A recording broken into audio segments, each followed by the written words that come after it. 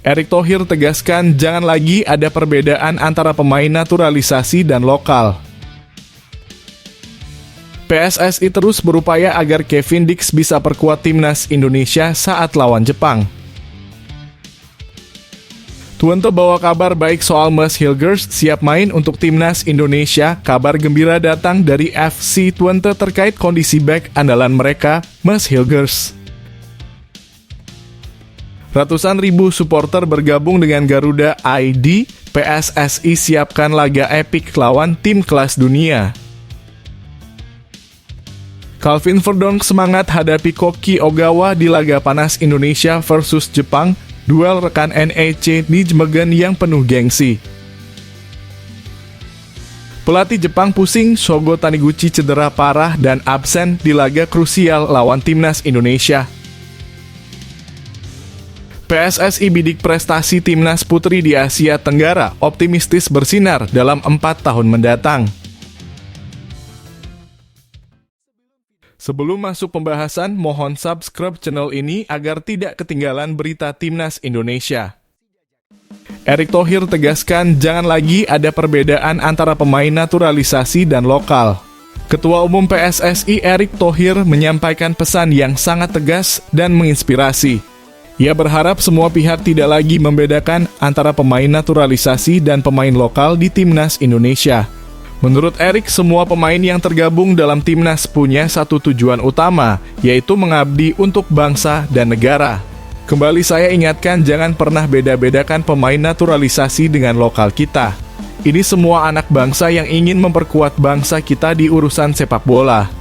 Ungkap Erick kepada para awak media usai memantau kondisi lapangan di Stadion Utama Gelora Bung Karno, Senayan, Jakarta, pada hari Jumat. Pernyataan ini muncul sebagai tanggapan atas perdebatan yang tengah ramai di publik mengenai proses naturalisasi pemain sepak bola demi memperkuat timnas kita. Baru-baru ini proses naturalisasi kembali dilakukan untuk beberapa pemain, termasuk Kevin Dix yang akan memperkuat timnas senior putra. Selain itu, Noah Iohana Christina Cornelia Leatomu dan Estella Rakul Lopatij juga telah dinaturalisasi untuk memperkuat timnas putri. Erick menegaskan bahwa tak perlu ada lagi perdebatan soal naturalisasi. Semua pemain ini adalah bagian dari anak bangsa yang sama-sama ingin mengharumkan nama Indonesia di dunia sepak bola. Jadi isu-isu pemain ini main di dalam, main di luar, main di mana, kakeknya siapa, bapaknya siapa, ya tidak perlu diperdebatkan lagi, tambahnya. Lebih lanjut, Erick juga menyampaikan bahwa semua pemain baik naturalisasi maupun lokal saat ini bermain sebagai satu kesatuan dalam timnas. Mulai dari U17, U20, U23, hingga senior. Menariknya, kerjasama ini telah memberikan hasil yang luar biasa. Untuk pertama kalinya, seluruh kategori timnas Indonesia berhasil lolos ke Piala Asia. Tidak banyak negara di Asia bisa meloloskan timnas di semua kategori. Kalau kita lihat itu ada Jepang, Korea Selatan, Arab Saudi lolos. Di Asia Tenggara tidak ada selain Indonesia, ujarnya dengan bangga. Dengan pencapaian ini, Erick juga menyadari bahwa harapan masyarakat terhadap PSSI semakin besar. Maka dari itu, ia menekankan pentingnya program-program penguatan timnas seperti naturalisasi yang harus berjalan secara konsisten. Membangun prestasi itu tidak bisa karena sebuah situasional, karena sebuah hoki, keberuntungan tidak bisa. Prestasi itu harus dibangun dari grassroots, harus terus, khusus buat tim nasional, ya dari muda terus kami bina, tutupnya. Bagaimana menurut kalian? Apakah kalian setuju dengan Erick Thohir bahwa tidak perlu ada perbedaan antara pemain naturalisasi dan lokal? Tulis pendapat kalian di kolom komentar dan mari kita diskusikan bersama.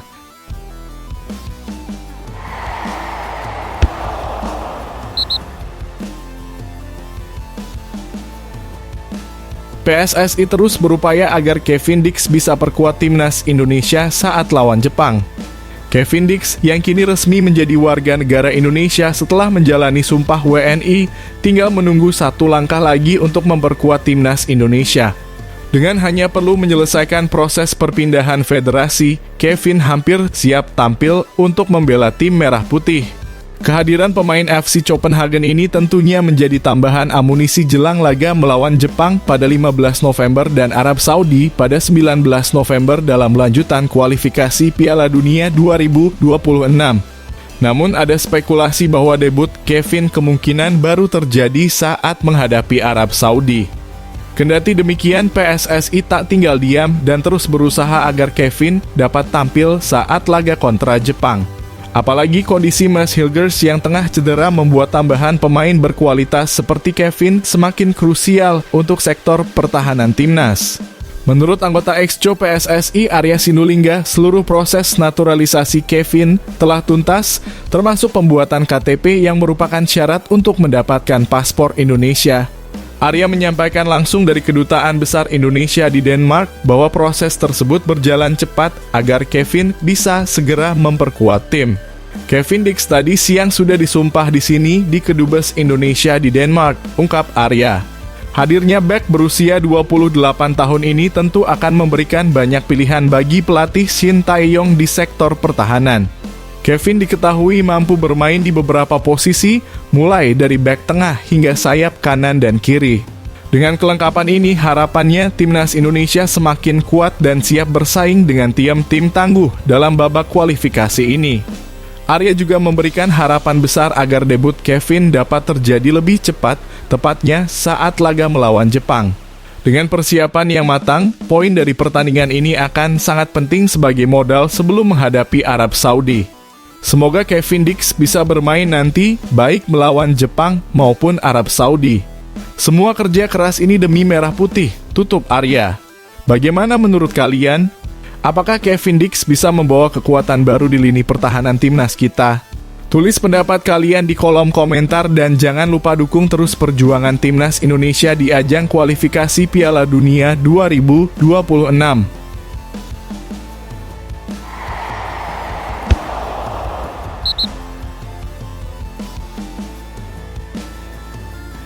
Twente bawa kabar baik soal Mads Hilgers siap main untuk timnas Indonesia. Kabar gembira datang dari FC Twente terkait kondisi bek andalan mereka, Mads Hilgers.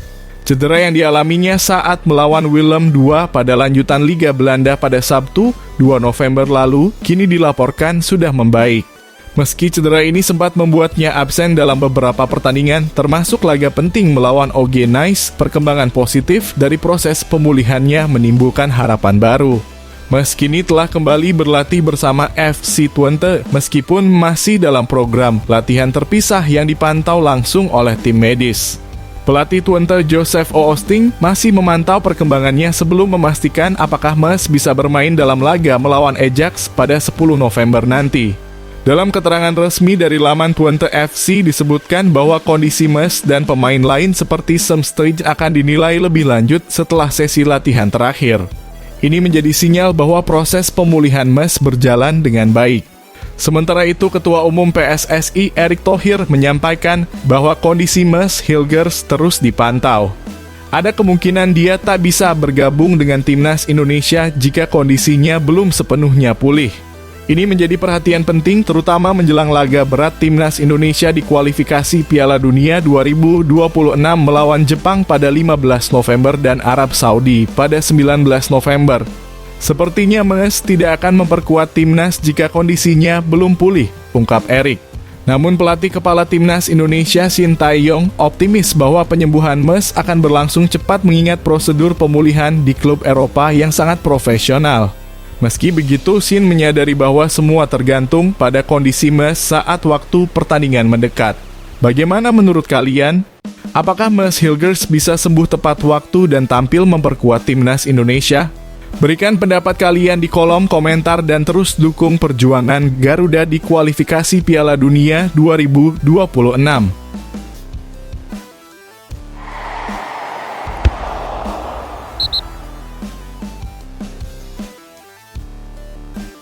Ratusan ribu supporter bergabung dengan Garuda ID. PSSI siapkan laga epik lawan tim kelas dunia. Ketua Umum PSSI Erick Thohir mengungkapkan apresiasi yang luar biasa kepada para supporter timnas Indonesia yang telah mendaftar akun Garuda ID.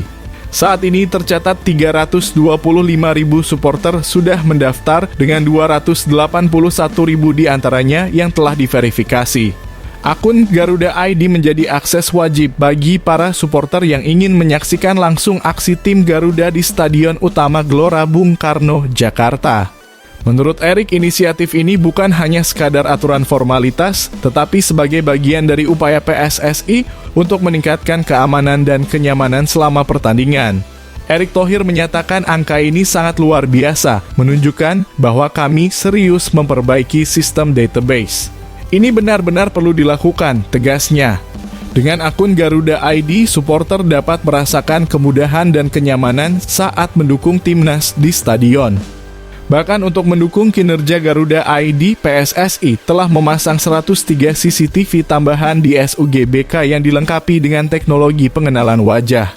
Dengan cara ini, PSSI berupaya mencegah tiket jatuh ke tangan yang tidak berhak dan memastikan keamanan bagi semua pendukung. Seiring dengan peningkatan prestasi timnas yang semakin diperhitungkan, Erick Thohir menekankan pentingnya meningkatkan standar keamanan. Tim Garuda kini telah melawan tim-tim besar seperti Jepang, Arab Saudi, dan Australia, yang menjadi bukti bahwa timnas Indonesia kini berada di kelas yang berbeda. Kami sudah siap menghadapi lawan-lawan kelas dunia dan ingin memastikan stadion kami punya standar keamanan terbaik, ujar Erick. Tak hanya itu, sebagai bentuk pengakuan atas profesionalisme PSSI, AFC akan mengirim perwakilan untuk meninjau kesiapan SUGBK dalam laga melawan Jepang dan Arab Saudi. Erick menambahkan bahwa PSSI tidak ingin sistem keamanan yang telah dibangun hanya sekadar formalitas. Dengan keamanan yang kian tinggi, PSSI bahkan berencana mengundang tim sepak bola papan atas dunia untuk menghadapi Indonesia di masa depan.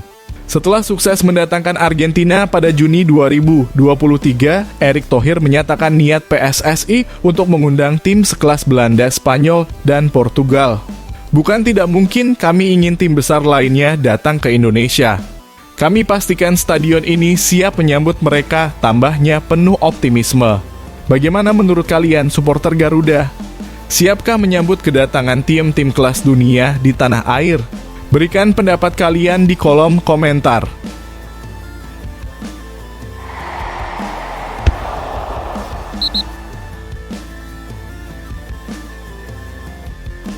Calvin Verdonk semangat hadapi Koki Ogawa di laga panas Indonesia versus Jepang, duel rekan NEC Nijmegen yang penuh gengsi.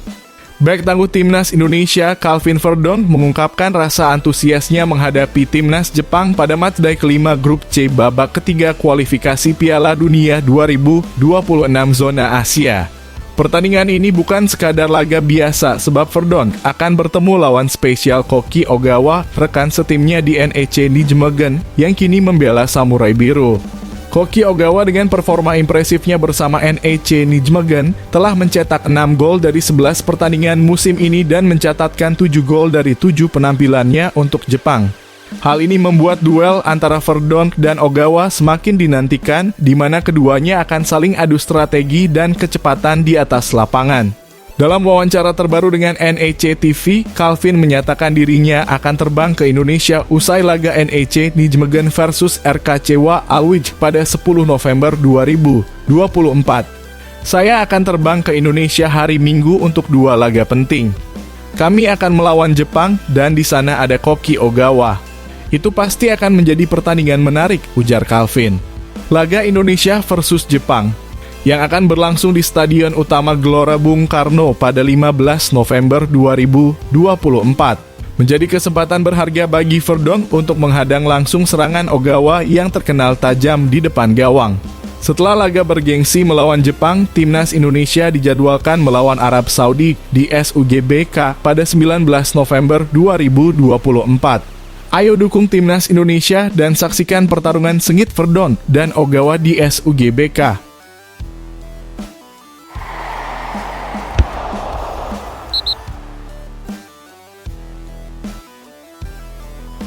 Pelatih Jepang pusing, Shogo Taniguchi cedera parah dan absen di laga krusial lawan timnas Indonesia. Kabar buruk melanda timnas Jepang menjelang laga penting melawan timnas Indonesia dalam kualifikasi Piala Dunia 2026. Bek andalan Samurai Biru Shogo Taniguchi mengalami cedera serius saat bermain untuk Sint-Truidense VV melawan KV Mechelen di Liga Belgia pada Sabtu. Cedera yang terjadi di menit ke-14 itu membuat Taniguchi terpaksa ditarik keluar dan digantikan oleh Zinedine Blaid. Pelatih Sint-Truidense Felice Mazzu menyatakan bahwa kemenangan 2-1 yang diraih timnya didedikasikan khusus untuk Taniguchi yang kini harus menghadapi vonis cedera ACL yang serius. Kami mendedikasikan kemenangan ini untuk Shogo yang mengalami cedera serius, ujar Mazzu, mengungkapkan kekhawatiran atas cedera Taniguchi yang diperkirakan memerlukan waktu pemulihan panjang. Cedera ini menjadi pukulan berat bagi pelatih Jepang, Hajime Moriyasu, yang kehilangan salah satu bek kunci dalam daftar 27 pemain untuk laga melawan Indonesia dan Cina. Dengan 32 caps bersama Samurai Biru, absennya Taniguchi akan memaksa Moriyasu mencari solusi baru untuk memperkuat lini pertahanan Jepang. Di sisi lain, timnas Indonesia juga dipastikan kehilangan bek tangguh mereka, Mas Hilgers, yang cedera. Hilgers yang bermain untuk FC Twente harus absen, meskipun sebelumnya telah menerima panggilan untuk bergabung dengan skuad Garuda. Laga panas antara Jepang dan Indonesia akan digelar di Stadion Utama Gelora Bung Karno, Jakarta, pada Jumat 15 November. Dan kini menjadi lebih menegangkan dengan absennya dua pemain bertahan penting dari masing-masing tim.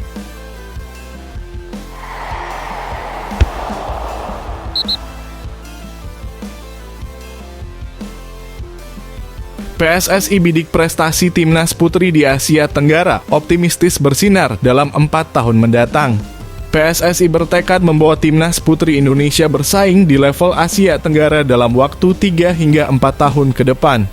Ketua Umum PSSI Erick Thohir menegaskan bahwa target utama tim putri adalah menorehkan prestasi gemilang di kancah regional sebelum melangkah lebih jauh. Untuk mendongkrak kekuatan timnas putri, PSSI menjalankan beberapa strategi, termasuk melakukan naturalisasi pemain yang memiliki garis keturunan Indonesia. Dua pemain terbaru yang dinaturalisasi adalah Estella Raquel Lopatic dan Noah Johanna Christina Cornelia Leatomu dari Belanda, yang baru saja resmi menjadi warga negara Indonesia pada Jumat di Copenhagen, Denmark. Erick mengakui bahwa perjalanan timnas putri masih panjang karena tim ini dibangun dari kondisi yang sangat mendasar. Ia bahkan menggambarkan situasi tersebut sebagai memulai dari minus, merujuk pada upaya pelatih Satoru Mochizuki yang harus bekerja keras untuk memperbaiki tim dari kondisi yang jauh tertinggal. Dalam 3 hingga 4 tahun, saya yakin prestasi timnas putri kita akan mulai bersinar, ujar Erick optimis. Meski masih dalam proses pembenahan, timnas putri Indonesia baru-baru ini menjalani laga FIFA Matchday melawan timnas putri Belanda di Stadion De Vijverberg, Belanda. Pada laga tersebut, skuad Garuda Pertiwi yang berada di peringkat ke-104 FIFA harus menelan kekalahan telak 0-15 dari tim peringkat ke-11 dunia itu. Dengan komitmen PSSI dan program naturalisasi pemain, diharapkan timnas putri Indonesia akan segera tampil kompetitif dan mulai menunjukkan prestasi di Asia Tenggara.